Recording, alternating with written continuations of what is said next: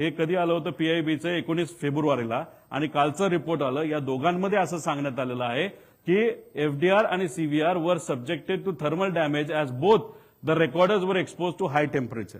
आता हे दोन्ही रिपोर्टमध्ये आलेलं आहे. पुढे घ्या. आता हा आहे अहमदाबादच्या क्रॅशचा ब्लॅक बॉक्स. हे फोटो जर तुम्ही बघितले, हा स्फोट किती मोठा झाला होता हे तुम्हाला सगळ्यांना त्याच्यामध्ये माहिती आहे. अक्षरशः एकच जण त्याच्यामध्ये वाचला, तो सुद्धा साईडला पडला म्हणून. आता ह्याच्यामध्ये हे ब्लॅक बॉक्सची परिस्थिती आहे आणि ह्याच्यातून डेटा निघाला तर 100% डेटा निघालेला आहे. फक्त तो डीजीसीएने पूर्णपणे त्या पालकांना नाही तर नातेवाईकांना दिलेला नाही, नाही तर तो अजून बाहेर आणला नाही. त्याला पण फार मोठी कॉन्ट्रोवर्सी आहे असं आमचं मत आहे, पण ते नंतर विषय घेऊ. तर हा ब्लॅक बॉक्स आहे एअरबसचा ड्रीमलायनर. पुढे आता हा आहे लेअर जेट 55. हे पुढचं मॉडेल आहे. कुठं पडलं होतं तर यूएस मध्ये फिलाडेल्फियामध्ये पडलं होतं. ह्याचा व्हिडिओ आहे. इथं जर तुम्ही बघितला माणसाच्या माले विमान पडतंय, पडलं, स्फोट झाला आणि त्याच्यातला हा ब्लॅक बॉक्स आहे आणि या ब्लॅक बॉक्सची सगळी माहिती ही तिथं काढण्यात आली, रिकव्हर करण्यात आली. पुढं आता ह्याच्यामध्ये तेजस प्लेन क्रॅश ही दुर्दैवी घटना दुबईला झाली होती. आपलं एअरफोर्सचं विमान हे पडलं होतं, फार मोठा घात झाला होता. आपला पायलट होता, शहीद झाले.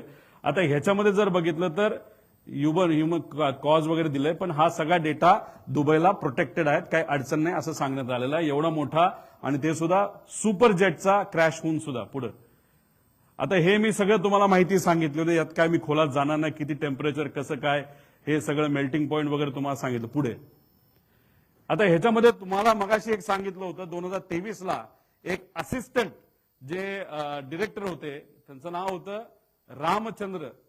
तर ह्यांनीच अजितदादांच्या ब्लॅक बॉक्सच्या वरती सही केली आणि तिथं असं पोलीस स्टेशन ब्लॅक बॉक्स सुरक्षित असल्याची नोंद ही बारामतीला तिथं झाली. आणि सही कोणाची असेल तर हे रामचंद्रनची सही आहे. याच्यात त्यावेळेस 2023ला ते असिस्टंट डायरेक्टर होते. तो तपास पुढे कुठेच गेला नाही, पण आता हे असिस्टंट डायरेक्टरचे हे आता डेप्युटी डायरेक्टर झालेले आहेत रामचंद्रन आणि त्यांची ती सही आहे. म्हणजे तिथे ते लिहिलंय. हे जरा आम्ही फुल मोठं केलेलं आहे. पुढे घ्या. हा आहे अजितदादांचा ब्लॅक बॉक्स.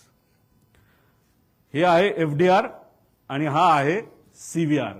आता ह्याच्यामध्ये तुम्ही जर बघितलं असेल तर इथं काही लोकांचे हे उचलताना बोटं लागलीत, म्हणून ह्याच्यावरची जी काही राख आहे ती तिथं स्वच्छ झालेली तुम्ही तिथं बघू शकता.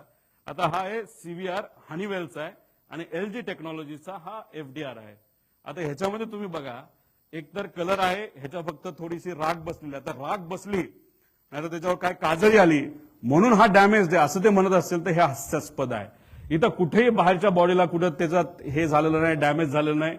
ही जी नेम प्लेट असते, जसं मोटर आपली जी शेतातली मोटर असते ना, तर कुठेही तुम्ही वॉशिंग मशीन घेतलं त्याच्यावर एक पट्टी असते, ती पट्टी चांगल्या क्वालिटीची आहे. इथं प्लास्टिकचं काहीतरी तिथं लिहिलेलं आहे, ते सुद्धा त्याच्यामध्ये कुठंच त्याला काही डॅमेज झालेलं नाही. आणि हा जो कनेक्टर असतो तो कनेक्टर सुद्धा कदाचित तो प्लास्टिक नाही तर कशाचा असू शकतो, तर तो कनेक्टर तिथं डॅमेज झाला नाही. आणि ह्याच्या आत एक चिप असते आणि एक रेकॉर्डर असतं. म्हणजे ह्याच्यात 1600 डिग्री सेल्सिअसच्या पुढे टेम्परेचर, म्हणजे हे सगळं टेक्निकल तुम्हाला सांगितलंय. हा आहे. आमची अपेक्षा होती की हा फोटो रिपोर्टमध्ये येणं फार महत्वाचं आहे, पण दुर्दैवाने तो रिपोर्टमध्ये तिथं आलेला नाही. पुढे आता एक तुम्ही अजून एक बघा. CVR was installed on May 3, 2021 as per the component maintenance manual of Honeywell. म्हणजे हे विमान आहे 16 वर्षापूर्वीचं, 15 का 16 वर्षापूर्वीचं. आता भारतात जर हे आणायचं असेल, जो मुद्दा आम्ही घेतला होता की अमेरिकेवरून हे आणलं तर ह्याचा जो सीव्हीआर आहे तो अर्धा तासाचाच आहे, तो बदलणं हे फार महत्वाचं होतं. ठीक आहे, चला तुम्ही बदललं, ते बदललं 21 मध्ये. त्याचा अर्थ हा सीव्हीआर हा 21 मध्ये बदलल्यामुळे हा लेटेस्ट सीव्हीआर असेल. म्हणजे जुना जर असता तो जळला बिळला आपण म्हणू शकतो ओल्ड मॉडेल आहे, पण मग हा नवीन जर असेल तर मग हा याच्याबद्दलची डिटेल्स आम्हा सगळ्यांना पाहिजे. हा नवीन आहे का तोच आहे, फक्त फसवण्यासाठी काय गोष्टी केल्यात त्याच्यात सीव्हीआर जो खराब झाला हे जे म्हणतायत त्याचं मुख्य कारण असं आहे की सीव्हीआर जर 30 मिनिटाचा असेल तर हे विमान रजिस्टर होऊच शकत नाही. आणि रजिस्टर होऊ शकत नाही मग डीजीसीएचे अधिकारी अडचणीत येतील, म्हणून त्यांनी रिपोर्टमध्ये हे मॅन्युप्युलेशन केलं असं माझं मत आहे. आणि सीव्हीआर वॉज इन्स्टॉल ऑन 3 May 2021. तर हा जो सीव्हीआरचं मॉडेल आहे हे आपल्याला तिथं हनीवेलला विचारावं लागेल, हे मॉडेल कधीच आहे, हे जुनं मॉडेल आहे का नवीन मॉडेल आहे. आणि नवीन मॉडेल जर लावलं असेल तर VSRL हे घेतलं कधी, कुठून घेतलं, मॉडेलचे नंबर्स, हे सगळ्या पद्धतीने इन्व्हेस्टिगेशन होणं महत्वाचं आहे.